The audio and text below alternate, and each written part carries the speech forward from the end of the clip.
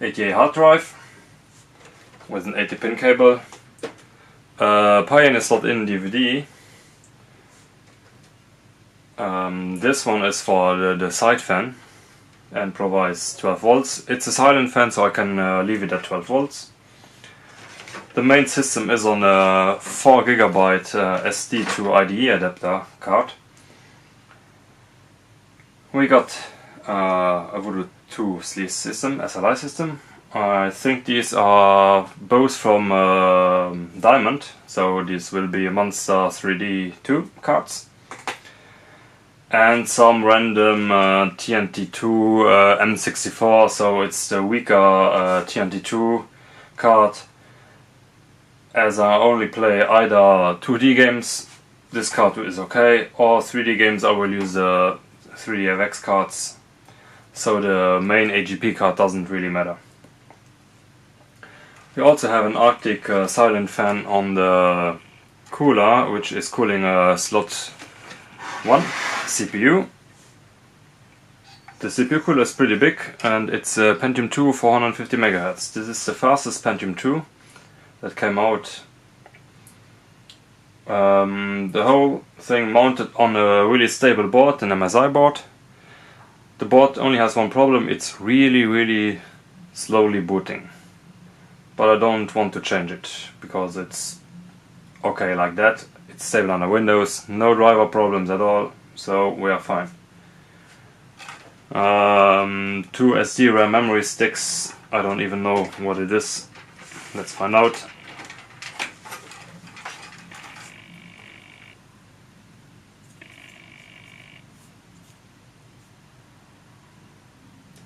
$128, yeah, I think there are 256 megabytes of RAM in it. The Sound Blaster card is a really common card. I think I built in an AWE64, but it's not the gold version, it's the normal value standard version, the green PCB board. So, because this case is a dumpster case, I will plug in all those parts into the new tower.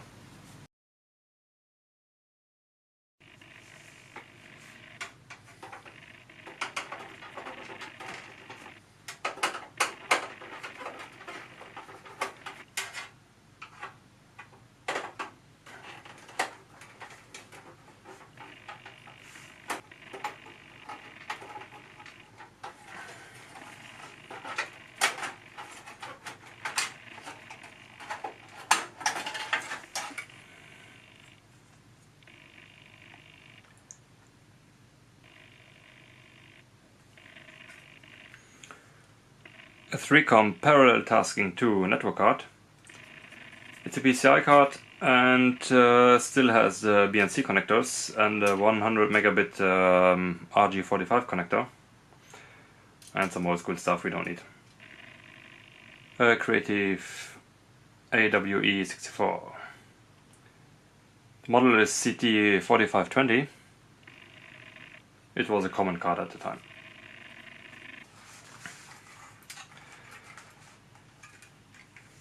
This fan comes with a thermal probe, and you can stuck it somewhere in there and it will measure the temperature of the surface and adjust itself accordingly. Really cool feature.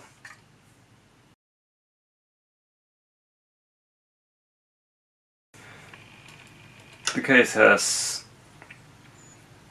I think these are an RGB fan board,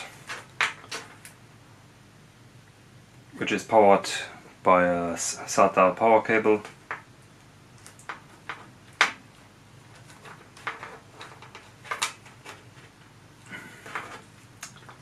And we have a PWM cable here, PWM. Plenty of space for hard drives, etc. And as you can see, in the front these are the 2 fans mounted there. We will install our DVD drive in the top and our hard drive in one of the bays. I leave the other bays in there the SD card will probably be hanging around here again, as always. Lots of useful cables, like front USB. Our mainboard already supports USB, which is really cool. HD audio on the front.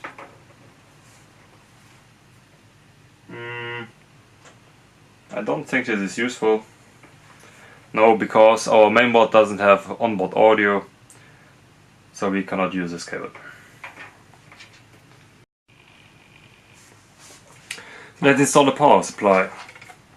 I already mounted the backplate on it, so we can slide it in. This one has a big 120mm fan in it. It can either suck fresh air from the floor, we're gonna use it like that, or also from the top, because there are holes in it to suck the air from the case. I will still put the fan downside, because then the cable has to go a shorter way. As said, our cable is not really long, but I got an extension. Where is it? Here it is. Fortunately, I got one lying around, I don't have to order one. Okie dokie, let's go.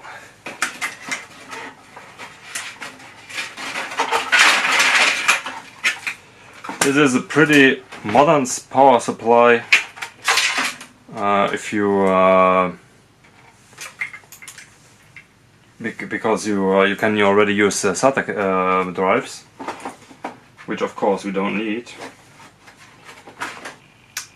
The ATX has probably, yeah, it has to go up here. It doesn't even work like that. We have to go through this hole and then use this part to be able to get back to the mainboard. This is gonna be tricky. I hope it will work out. We will see later. What we could do is control or use the fans and plug the fans in here. That would be interesting. We have 3 fans and yeah. Our mainboard has like, yeah, there's no connector soldered on for the power supply fan. Yeah, the system fan doesn't have a connector either. Wow. And it's not even a value edition of the board. It's a standard MSI 6119 BX2. Okay, that's pretty weird. So I guess we will use this controller to control all the fans that we put in. We won't put in any more fans. We use these 2 in the front, the one on the back side, and we hope that the Voodoos are cooled with that one.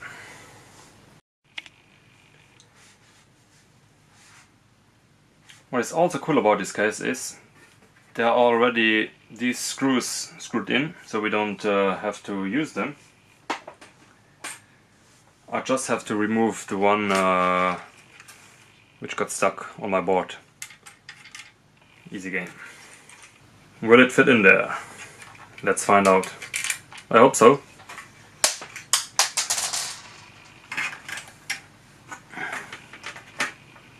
Of course it does. Best would be to put the tower to the side and then mount it, but for the video I have to do it like this.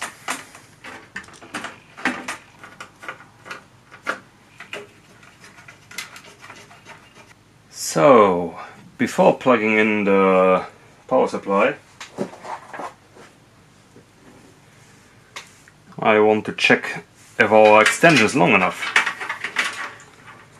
If not, we have already a problem. This is gonna be very hard. Could plug it in like this, but there won't be much.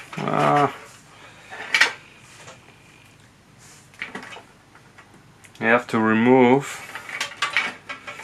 one or the other part there. And it's done. I haven't seen that there's a second opening in the floor here.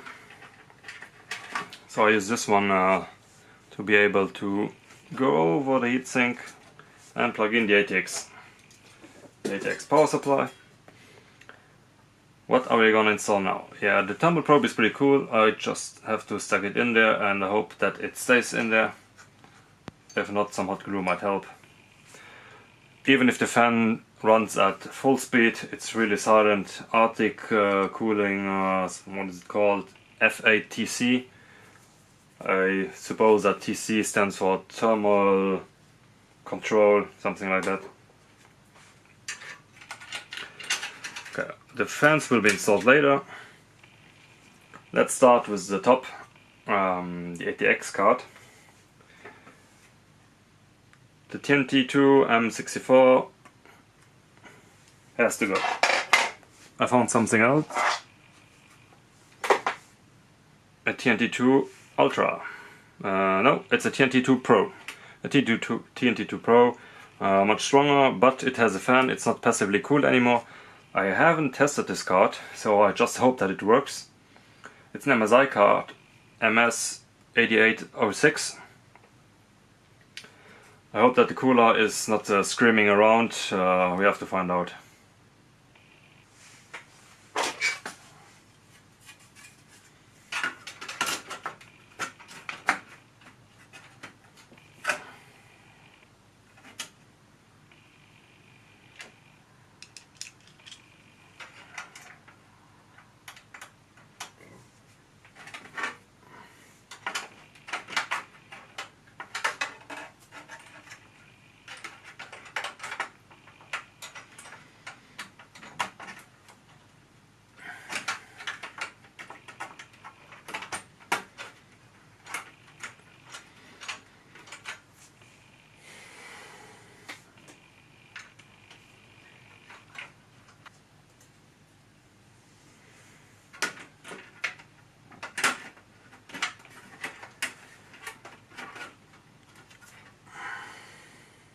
So I already assembled some of the parts, some of the cables, the DVD drive, the hard drive, the usual HDD, and also the SD card. I use the SD card as the master and the real hard disk as a slave on it. I'm not sure if it works. I think that those SD cards do not accept a slave drive on it. We will see. But I have some space problems there. Yeah, what are we gonna do now? We are gonna install the Voodoo pair on the side here, which looks pretty cool. But how do we connect the PCI slot to the main board? I already ordered some parts from China. PCI extensions. They seem to be well built. I've never tested them out, so I will take a high risk here. Let's just see if this works. That's why I left out the two bottom PCI slots.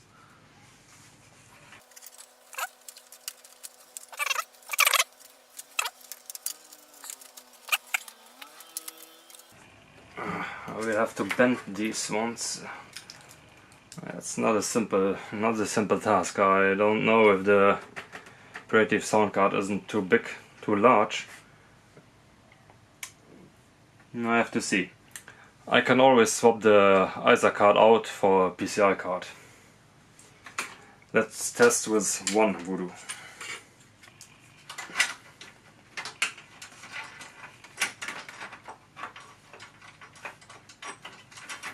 I don't know how this is supposed to work with PCI Express cards. At least not with those adapters. I probably can fix it with a screw here.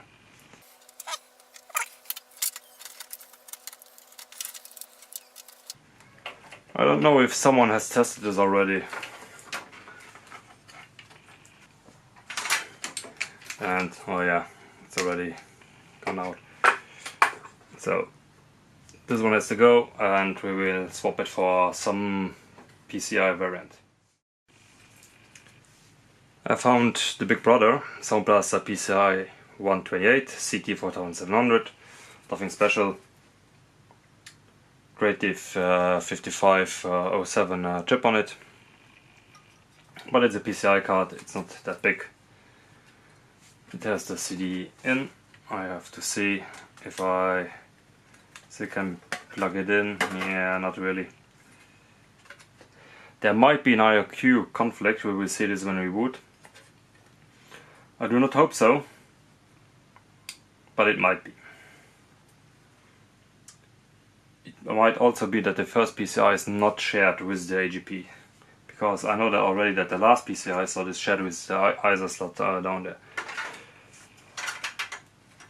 This is gonna be a trial and error build.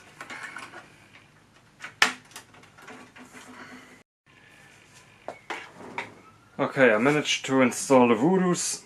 The cables look still fine. The cards are not perfectly placed there. That's because the sleeve, the flat cable, goes from one PCI slot to the other PCI slot in the board. It's not only one layer, it's two layers. It's like if you had two cables, two ribbons for only one PCI slot. So the second one, or the first one, which one was it? There's a slight problem. You can get these two cards to the same level. They look still okay.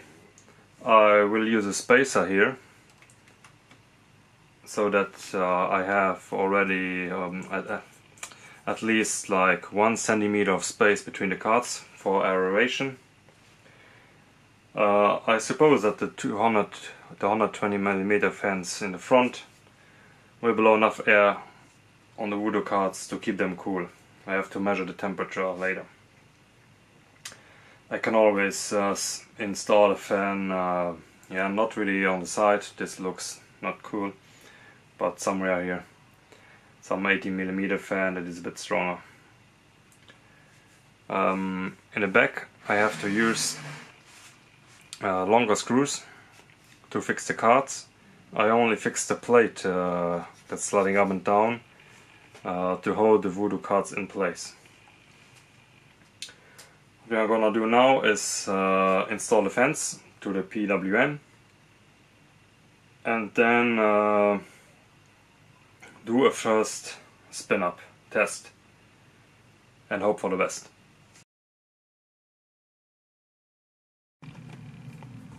Let's test. Power.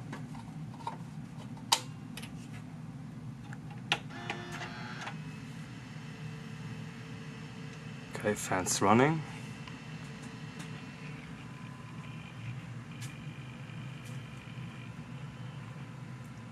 Screen lights up.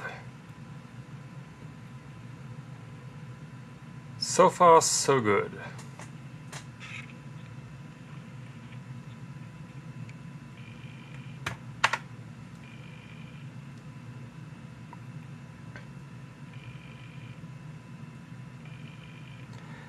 The MSI mainboard is not really the fastest. Primary master is failed. Okay. Of course we have to reconfigure the hard drives. Let's see what they detect. Yeah, what I expected.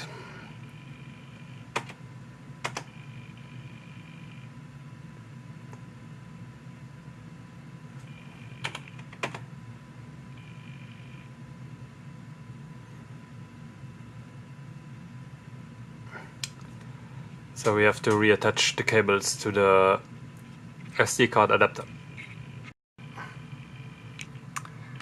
And we are cool. I attached the SD card to the DVD drive, put the DVD drive in slave. I left the other drive, the 20GB drive, as secondary master, and we are cool. Let's boot.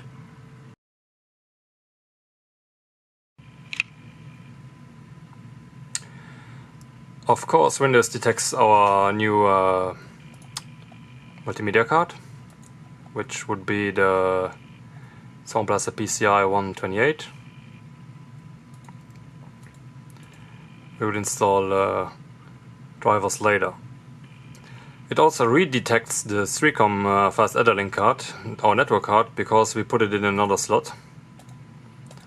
It should have the drivers all set up. Yeah, okay. I have to browse for the files.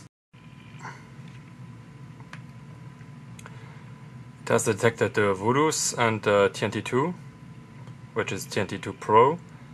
I'm not sure if the M64 drivers are the same or include drivers and settings for the Pro. We will find out.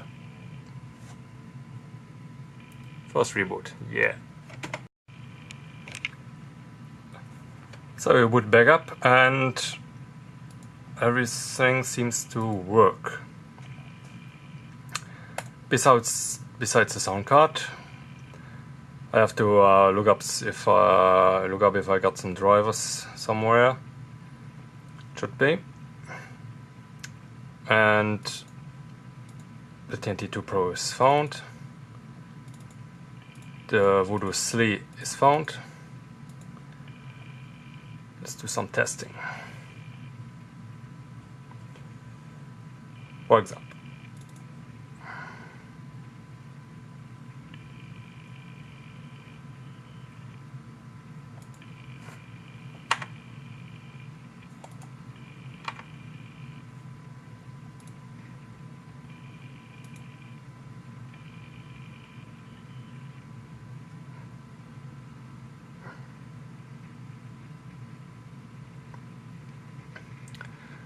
Yeah, German Half-Life, I didn't copy the English files over yet. Yeah, works fine, nice.